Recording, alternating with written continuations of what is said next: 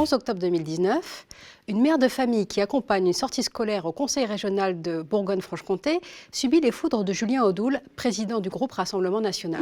Madame la Présidente, je vais vous demander, s'il vous plaît, au nom de nos principes laïques, de bien vouloir demander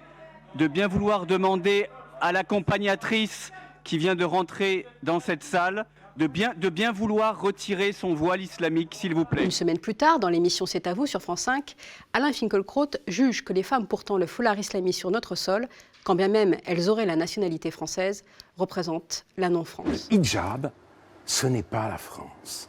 Et la France est en effet une mémoire, une histoire, des mœurs et des principes. Et un certain c'est aussi une rapport... réalité et une population. Oui, mais c'est un certain rapport aux femmes et elle est française, qui n'est pas négociable. Alors bien sûr, la non-France peut avoir une place en France, mais dans une certaine mesure. La non-France. Et en plus...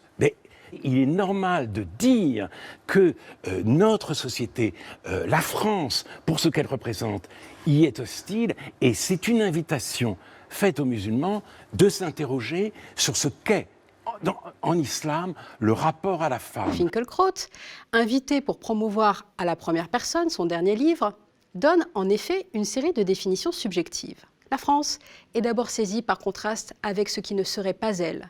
Je cite, « Le hijab, ce n'est pas la France. » L'élocution souligne la négation. Un élément matériel, le voile, désigné ici par un mot arabe afin d'accentuer son caractère étranger, est opposé à une entité abstraite, la France. D'un côté, un nom commun désignant une pièce d'étoffe chargée d'une valeur symbolique, de l'autre, le nom propre identifiant notre pays. Un attelage déséquilibré, puisque aussi bien sous l'angle grammatical que celui du sens, hijab et France n'ont rien de commun. Difficile, si l'on s'arrête là, de contester le propos. Finkielkraut complète sa définition. La France, c'est une mémoire, une histoire, des mœurs et des principes, et un certain rapport aux femmes qui n'est pas négociable, dit-il. Faussement positive, l'énumération caractérise toujours en creux l'autre, comme le montre le segment ajouté, alors que la phrase semblait terminée. On nomme ce type d'ajout intempestif hyperbate. Il met en exergue le dernier élément, un rapport aux femmes qui, si l'on en croit l'organisation de la phrase, ne relèverait ni de notre histoire, ni de nos mœurs, et ne serait pas une question de principe. L'académicien pédale dans la semoule. Le discours se fait ensuite plus explicite. L'altérité est alors rapportée à l'aide d'un mot composé à la non-France, auprès d'une forme de contradiction, puisque Finkielkraut, après avoir tracé une frontière, admet malgré tout, je cite, que la non-France peut avoir une place en France, mais dans une certaine mesure. La France, ici prise comme territoire, est ensuite considérée comme société, puis comme représentation. Douée de volonté propre, elle serait hostile au voile. La France est donc personnifiée, alors que la mère de famille prise à partie est, elle, réduite à son foulard, c'est-à-dire chosifiée. En tant qu'académicien, Finkielkraut est censé veiller au bon usage de la langue. Il ne doit donc pas ignorer qu'on peut former des mots composés avec au moins 3 éléments qui fonctionnent comme des préfixes négatifs. Anti, contre et non. D'ordinaire, ce dernier n'est pas suivi d'un nom propre, mais d'un adjectif ou d'un nom commun. C'est le cas dans non-conformiste, non-alignement, non-sens. Ne serait-ce que du point de vue linguistique, parler de non-France est donc une aberration. Alain Finkielkraut n'a pas la primeur de cette expression récente, diffusée depuis 2013 par Nadine Morano.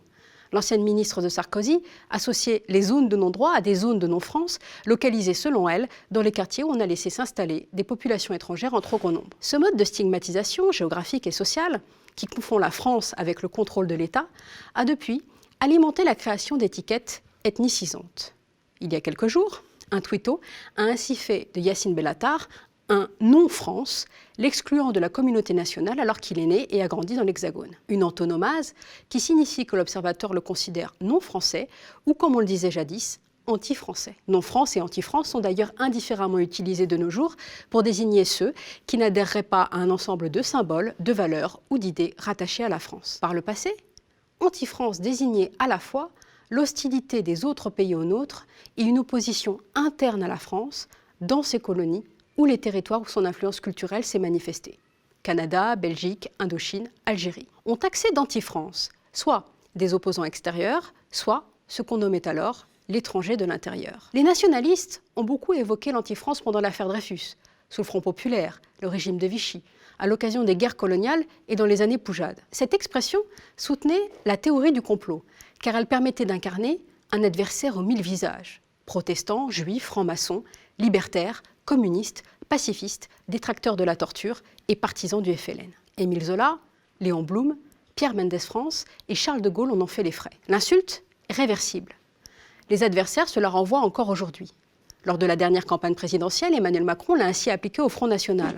Le Front National, c'est le parti de l'anti-France. Avant que Jean-Lin Lacapelle ne réplique, je pense que Emmanuel Macron est, en effet, incarne totalement le projet de l'anti-France. Et que Florian Philippot commente. Non, mais lui a un vocabulaire d'extrême droite. Quand il parle d'anti-France, je ne sais pas s'il sait que c'était le vocabulaire de Vichy. Bon. Donc il a un vocabulaire d'extrême droite, il a une violence, une hystérie, une incapacité à maîtriser ses nerfs. La violence de Marine Le Pen a été identique. Non, Marine Le Pen a fait regardé les deux meetings. Marine Le Pen fait de la politique. Une manière pour Philippot de se dissocier stratégiquement lui-même de l'extrême droite, tout en se positionnant du côté de la France qui a refusé de collaborer avec les Allemands. Anti-France peut cependant être pris en bonne part. Des militants sécessionnistes revendiquent l'expression au point de l'intégrer à leur slogan. Anti-France vaincra le colonialisme jacobin, peut-on lire sur un site où les drapeaux de la Flandre, la Bretagne, l'Occitanie, la Corse, la Savoie, entre autres, entourent cette déclaration. Nous ne sommes pas des régions, nous ne sommes pas français, nous sommes des peuples d'Europe et nous avons des pays. Est ajouté face à un drapeau tricolore barré, We are not French. L'anglais même semble préférable à la langue de Molière. L'imagerie révolutionnaire sur laquelle s'appuie la République française est retournée contre elle.